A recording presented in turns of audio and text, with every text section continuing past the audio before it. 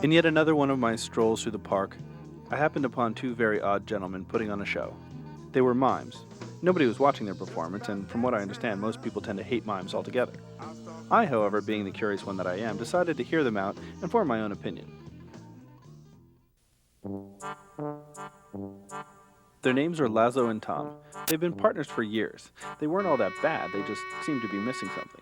Some key element that would give their act a little bit of spice. I then bumped into a guy who called himself Milo the Magnificent. He was a magician, or a sleight of hand artist as he would like to be referred to. He too was putting on a show in the park that day, but was equally unable to draw a captive audience. I then came up with a rather interesting idea. After reviewing both performances, it occurred to me that what they both needed was each other. Then, with a bit of creative guidance by yours truly, we created the now world-renowned theater group of Leon, Lazo, Milo, and Tom.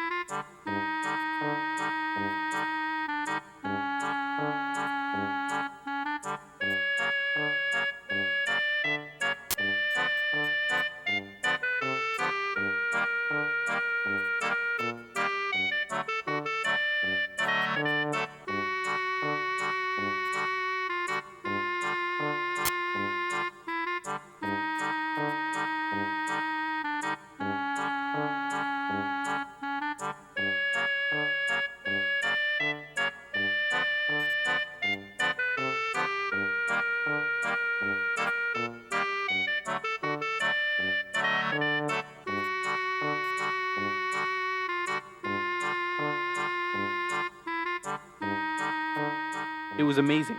We were an overnight success. Unfortunately, after a while, all of the pressure started to take its toll.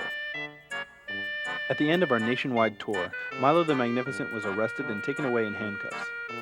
He had broken a new law that the ASPCA had recently passed, stating that no one was permitted to utilize the services of any animal under the age of 16.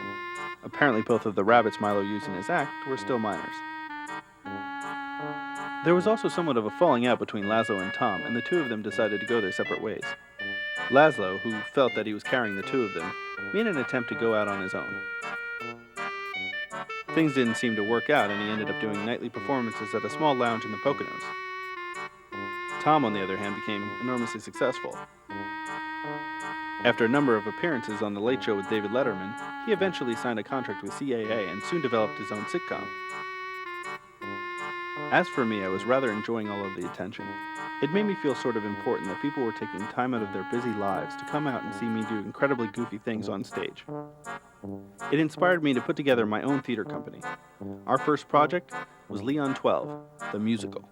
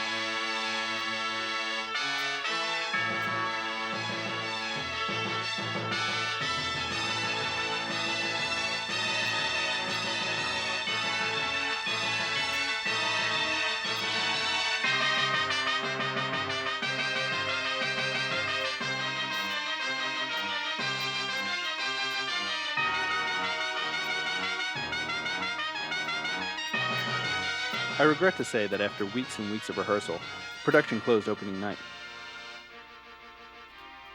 It wasn't long after that I received a somewhat